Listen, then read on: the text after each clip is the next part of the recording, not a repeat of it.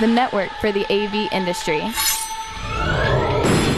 What are you listening to? This is AV. This is AVNation. This is AVNation. This is EdTech, episode 34, recorded Tuesday, March 10th, 2015, around the world. This is EdTech, the mostly monthly view of the education space for the audiovisual industry, brought to you by the fine folks at AVNation. My name is Tim Albright. I am your host.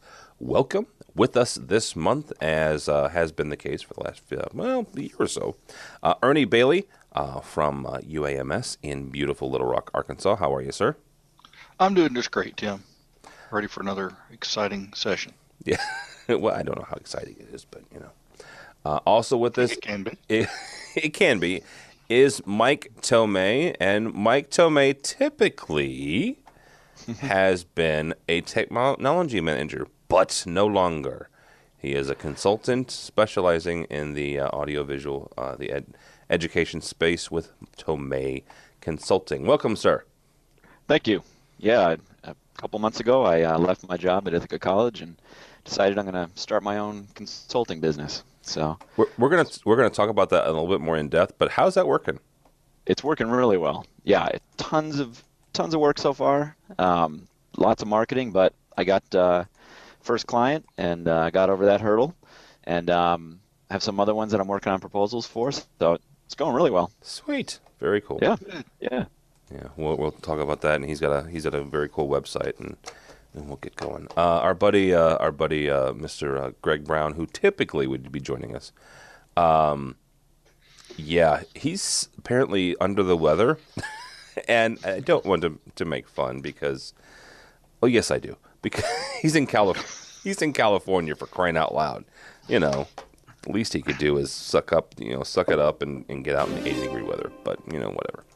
All right, let's chat for a few minutes. By the way, before we also get started, I would like to say a very big thank you to the number of just tech managers in general, technology managers in general, who came up to us at Integrated Systems Europe from England and from France.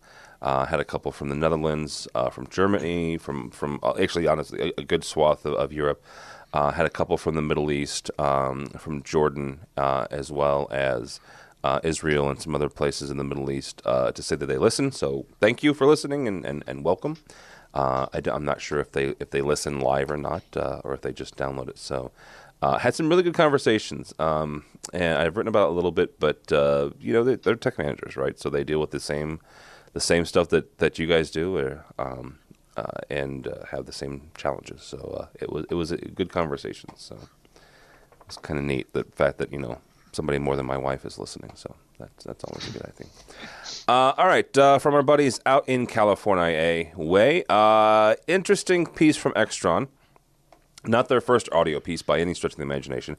It's called the Net PA 502. And I'm not going to bore you with what the different numbers and nomenclatures mean.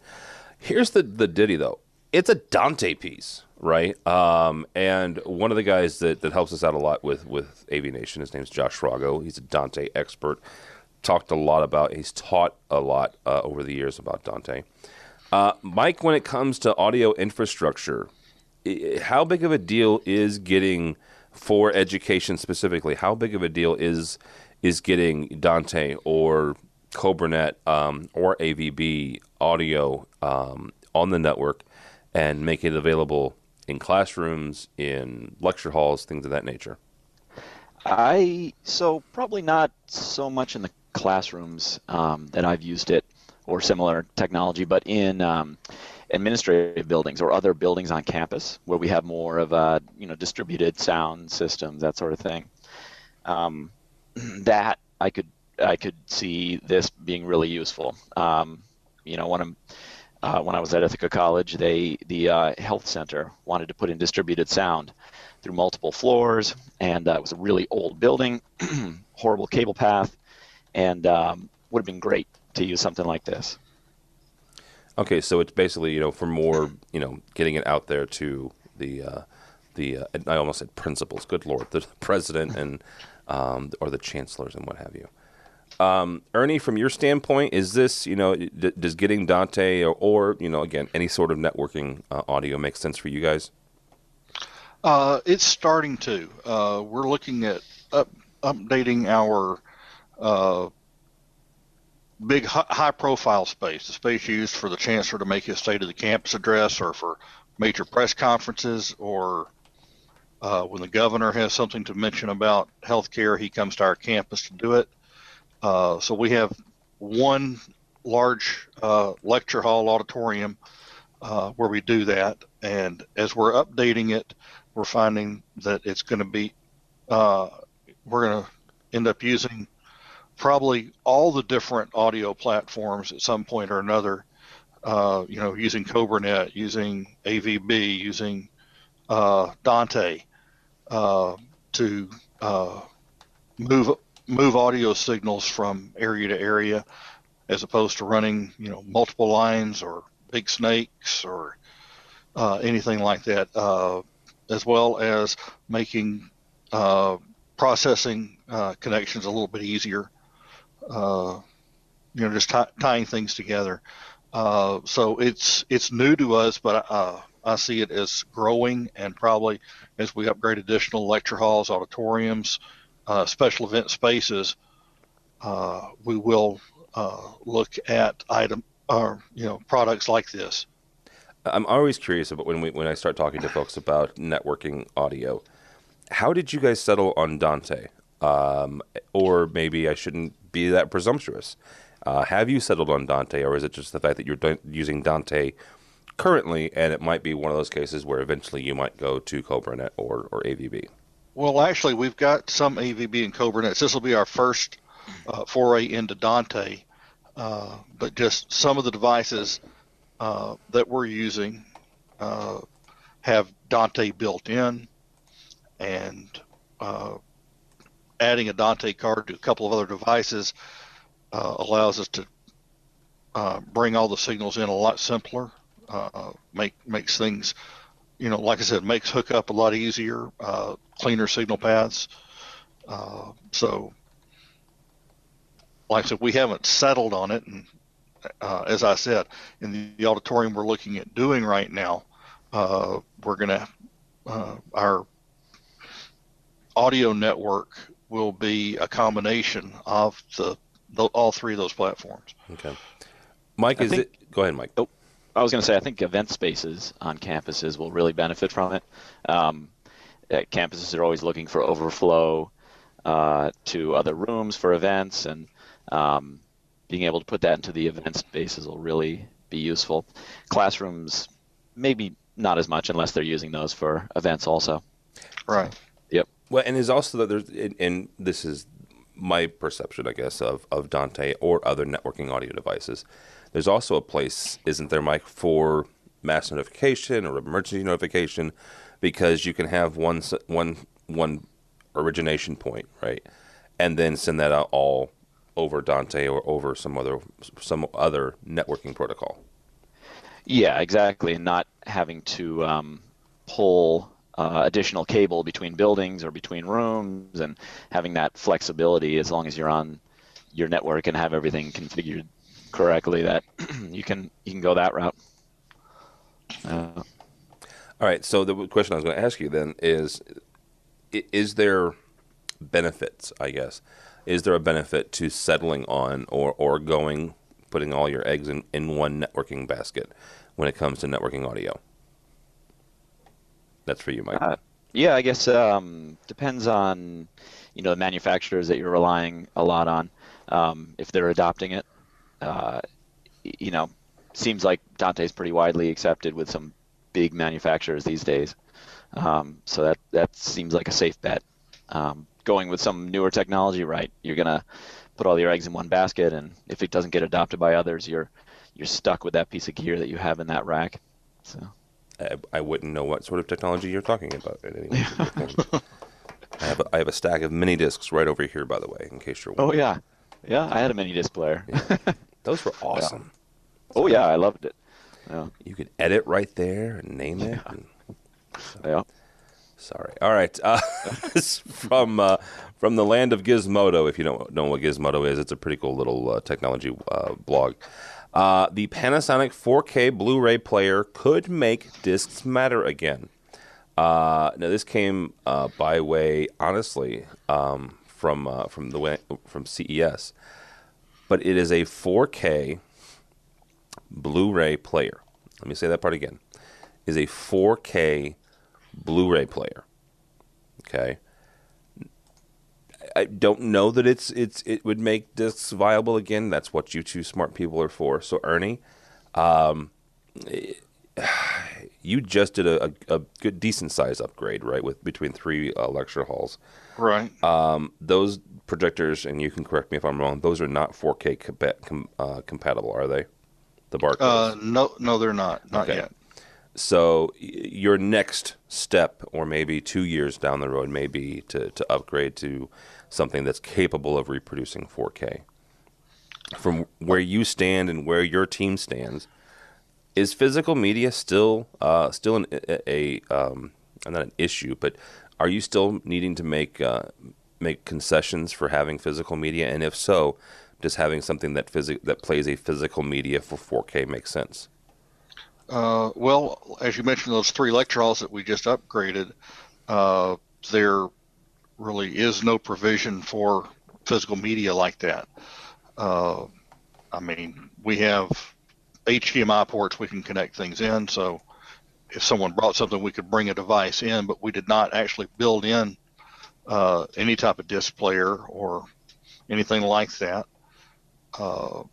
Most of what we are doing online, or we may download it, so we're not having to stream it live from somewhere else. But as far as physical media, I don't see that. Maybe some special events type deals where someone needs to record something on a disc and bring it to us. But as far as a 4K player to meet the basic needs of the classroom, no, I do not see that. All right. Mr. Tomei, from your standpoint, does this make a whole lot of sense, or does it make? I'm not gonna say does it make 4K more relevant, because, like Ernie said, a lot of education places are simply getting rid of physical media players, whether that's God forbid, still a VHS player or some sort of HD disc player. Does it make a whole lot of sense, though, to start looking to put these in line? I don't think so. I mean, I'm not a big fan of physical media anymore. With streaming technology these days the way it is, you can rely on it pretty well in classrooms, or like everything these days, it all comes down to bandwidth, available bandwidth. So if somebody at home doesn't have the bandwidth, then they're not going to have a chance of getting 4K video streaming into their house. If you're dealing with a network, enterprise level network that might be faster network speed, then you can rely on streaming technology for 4K.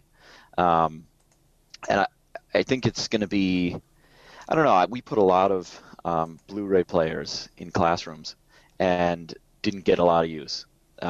Just people did not bring in Blu-ray discs, and exactly. Probably going to be the same thing with 4K Blu-ray, and it's going to be really expensive in the beginning. I know that.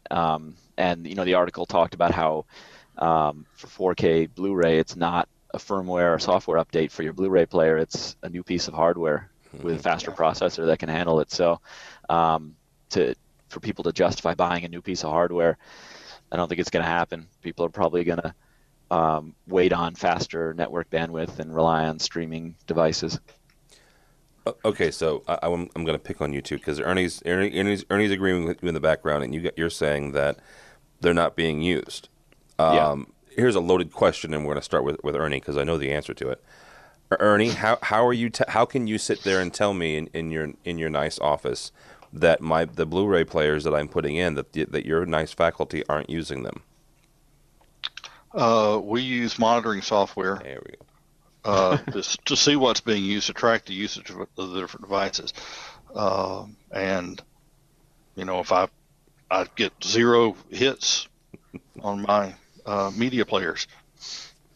So, Mike, from that standpoint, is Ernie gets 0, right? Yeah. As a consultant and as someone who goes into a meeting with somebody like Ernie, and the people that pay for this, and maybe even the dean of the college, right? Yeah. Who the dean is there to represent the actual faculty who are telling that dean that, yes, I need a Blu-ray player.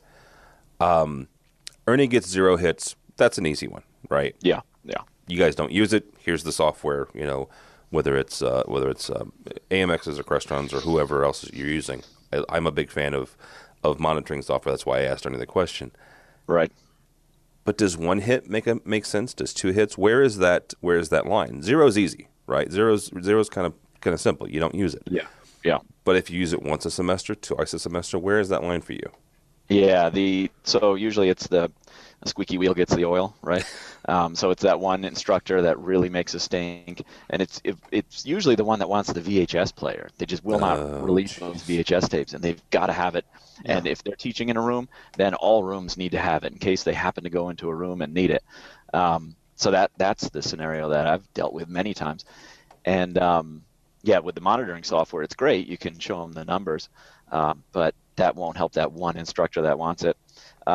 We had a little portable setup with a Blu-ray player or a VHS player, depending on what they needed, that we could throw into a room for those 2 times a semester that they needed to use it.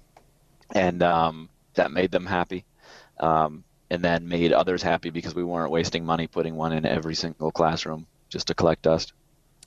Right. Anytime we take any type of technology out of the classrooms, we keep 1 or 2 on a shelf that we can put in a classroom. If necessary, keep those until we've gone probably a couple of years without using it. And at that point, then we would get rid of it. I will say that we have a multi-purpose space that we put in 2 years ago. We actually put in 2 Blu-ray players.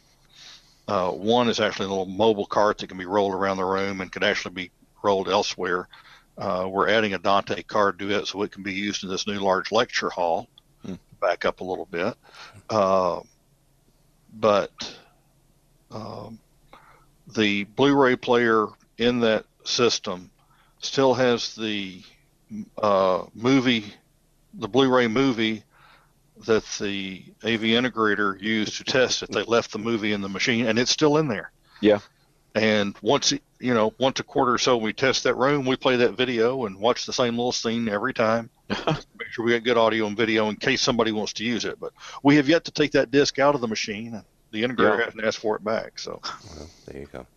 All right. So this brings up an interesting point, and Mike, raised the squeaky wheel. When I was a tech manager, we had a couple of folks, and we started the conversation. Good Lord, 5 or 6 years ago now, trying to get rid of the what I call the dreaded VHS player, right? And when I left a year and a half ago, we still had them, by the way. So to cut to the chase on that, there were a number of faculty who said in this conversation, not only could they not get the DVD copy of whatever movie or piece of media they wanted to play, they couldn't get anything. They couldn't get a digital download. They couldn't get a DVD.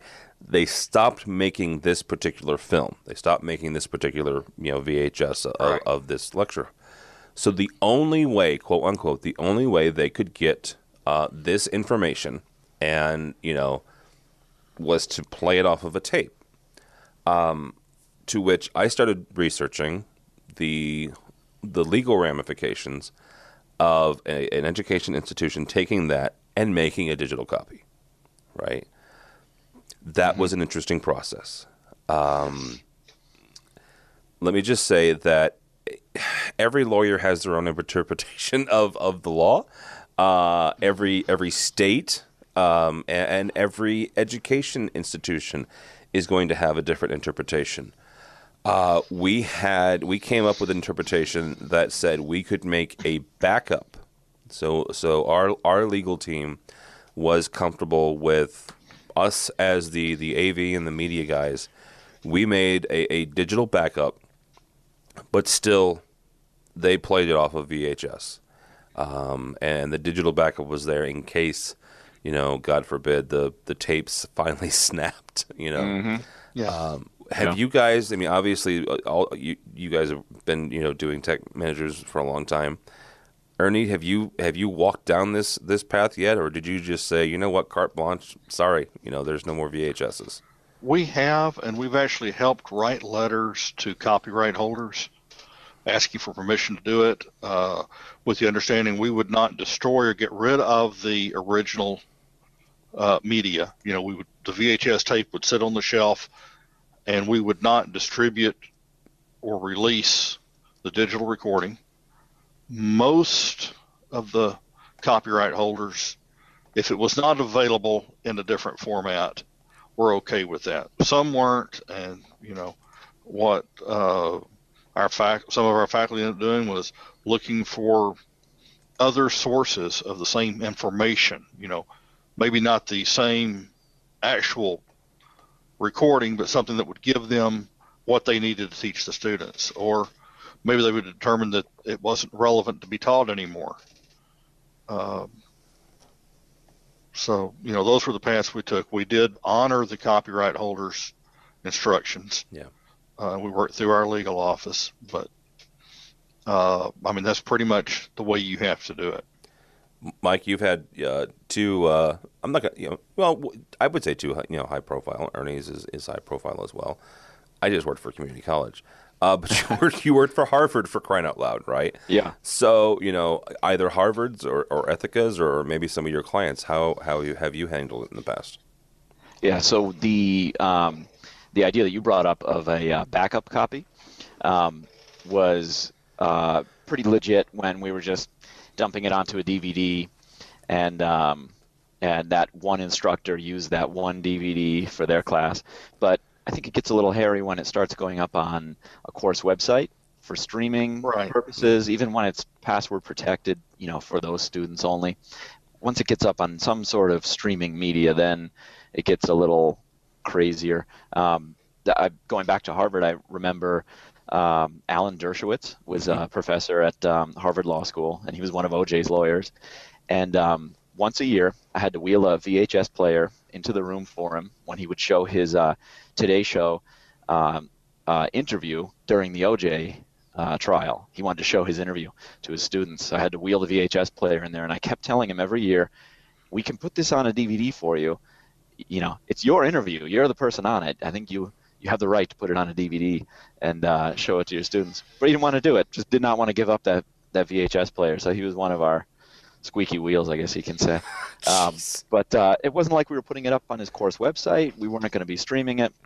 So you can get opposition from everywhere, but I think it's the streaming that really gets hairy with the copyright laws. And like you said, there's no clear-cut explanation, really. Everybody will give you a different opinion. Yeah. So. And when you say, just to clarify, when you say streaming, we're talking things like obviously YouTube and Vimeo and iTunes University. Are you also talking about things like Blackboard and those types of course content? Yeah, exactly. Systems? Yeah. So if the instructor wants to put it up on their course website on an LMS, then all of a sudden, even though you can password protect course websites and limit it to the students enrolled in that class, it's on some sort of streaming media then. It's not just one disk in the possession of one instructor. Okay. So, yeah. Yeah, back in my old radio days, I had the opportunity to interview Mr. Dershowitz, and I could definitely see him being the squeaky wheel. Yeah, he was a nice guy, but he did not want to give up that VHS tape. Yeah. I told him that VHS tape's going to die someday. You need this on a disc, but he didn't want to give it up. Yeah. So I would wheel in the VHS player and hook it up for him once a semester. Jeez. Yeah. All right. From our buddy Margot DeWahi, who is a professor in her own right, but also writes for AV Technology. Not writes. She's the freaking editor. Are you kidding me? She's like the grand poobah. She wrote an interesting piece, right? The title of the piece is "This is how technology can undermine learning." And I wanted to get into a conversation. She talks about video feedback that a lot of the students are asking for now.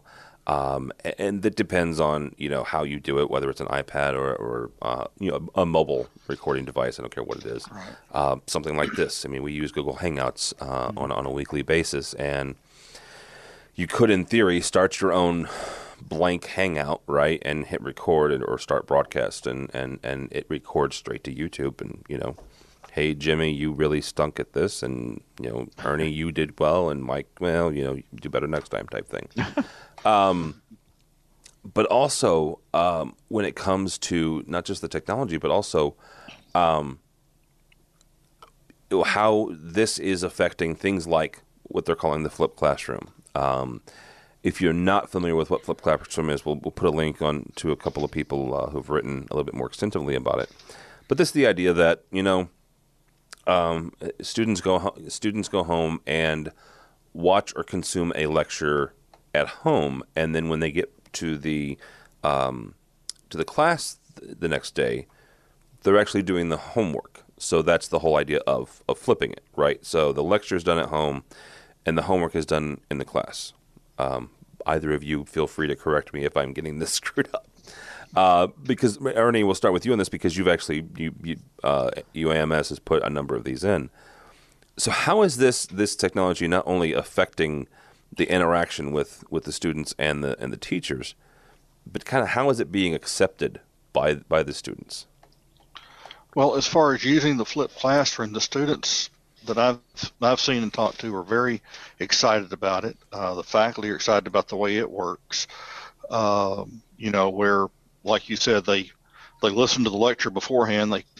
We put them in small groups, and they're in those groups for an entire school year. Okay. 2 semesters. So they have an accountability to their 5 teammates because their grading is done both individually and as a group. So that kind of forces them to participate and to do the prep work, which leads to better discussions in the classroom, I think, and a better understanding of what they need to know as they walk in. And like I said, the students really prefer doing that than sitting through a 3 or 4 hour lecture on the subject. They watch, the pertinent information the night before or a few days before. Then when they get to the classroom, they actually look at applying it. We're a health science campus. They'll actually present patient cases and say, based on what you learned, what is the diagnosis or what is the best treatment plan we need to look at for this patient? And it leads to good discussion among the individuals on the teams and between multiple teams. As far as, the video response back from the instructor, I think it needs to be a bit more polished than what Margot talks about. She talks about all the ums and e's and whatever. I would want the instructor to spend time, actually critiquing the paper, and give me very specifics back if I was the student. And I would like it to sound like it had been thought out before they hit the record button. Okay, I get that. But what about those folks who, God love them, they can't speak well to save their life? I'm one of them. I say a lot. That's one of my crutch words or crutch phrases. So you've got an instructor, you've got Alan Dershowitz, right? Who's not comfortable with recording technology. They're going to say and stuff a lot. Well, they may have some ums in there, but the way I read the article is, the instructor may be recording while they're reading the paper. Oh, I got you. Okay. See, I didn't read it like that. Okay. I want them to read whatever the assignment was. This sounds like it was an essay or a written assignment, and they're replacing their red marks with comments. I would rather them make the red marks and then use those as they go back and, talk to me, not read a paragraph to talk about it, read a paragraph to talk about it, but say, on your paper on page 3, you should have done this. That makes sense. And that's probably also a lot more efficient use of time, too. I think so. And, she talks about the instructors not wanting to invest the time in critiquing the paper. I think you're probably putting more time in doing it this way. Yeah, because they're the instructors are used to, critiquing and grading a certain way. And what you're talking about, which makes a whole lot of sense now that I'm actually thinking about it and I'm wrapping my brain around it. You're saying grade it first and then basically hit record. And then hit the record button based on the notes you've taken.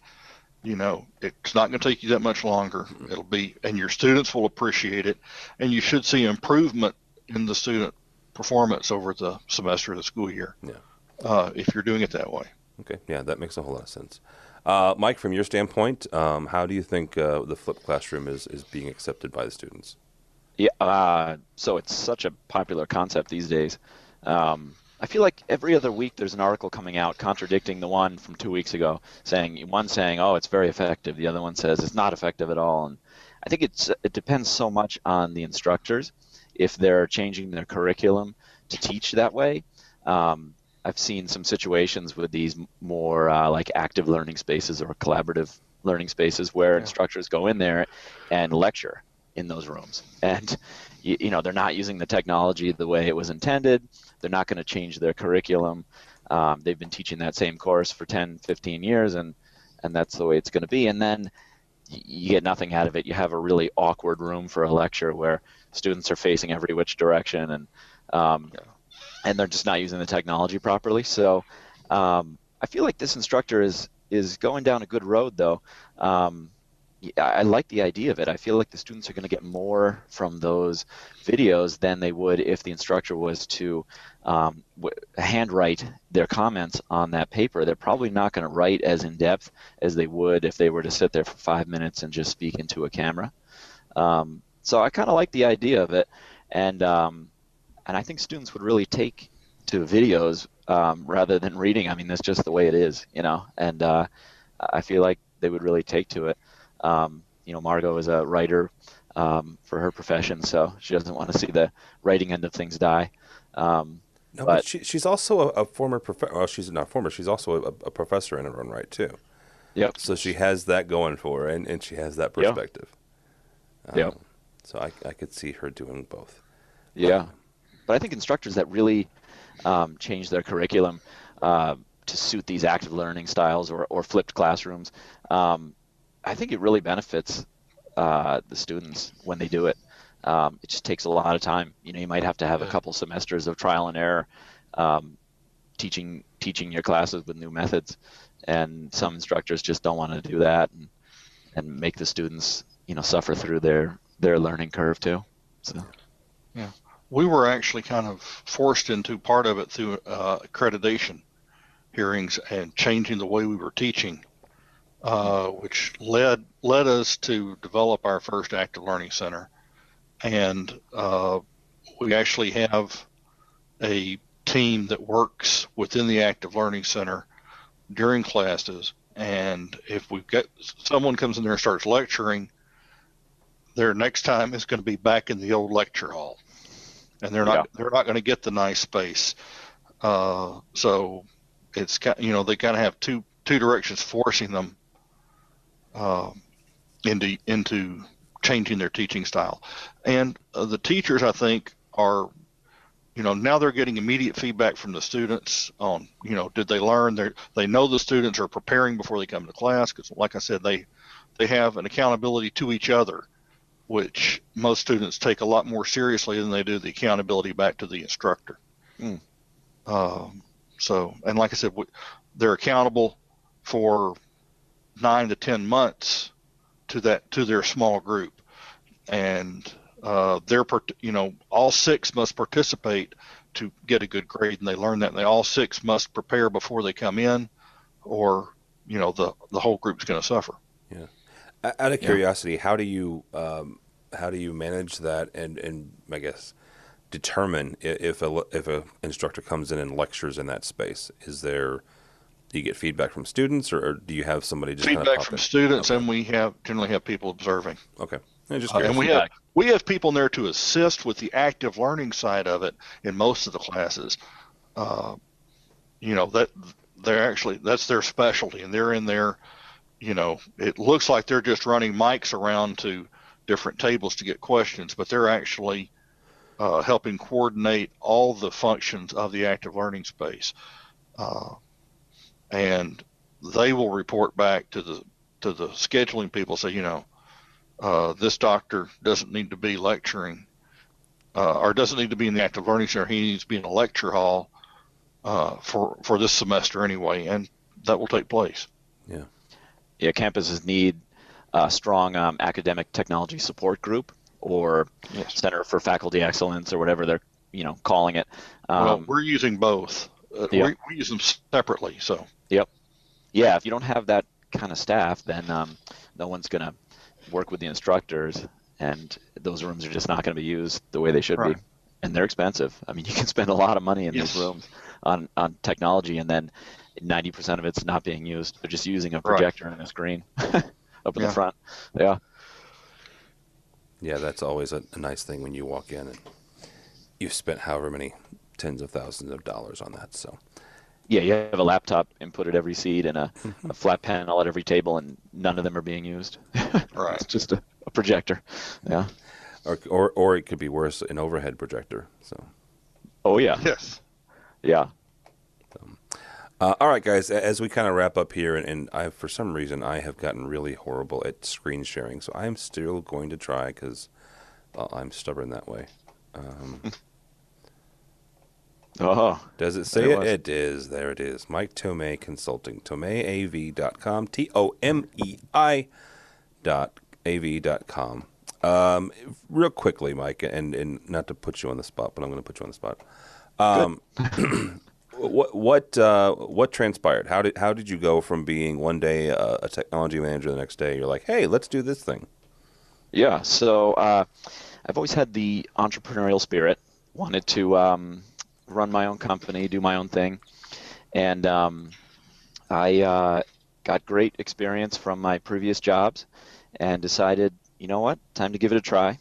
I left on great terms from Ithaca. They were really supportive of me starting my own business, and here in Central New York, there's really a need for AV consulting. Most of the schools use AV consultants from New York City or Boston or even further away. There just aren't a lot of AV consultants, really, if any, in Central and Upstate New York. So I really saw a good market for it.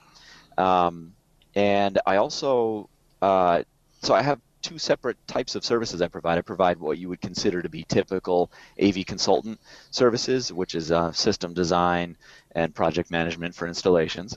So working with architects and schools for construction projects. But I also do what I am calling AV management consulting.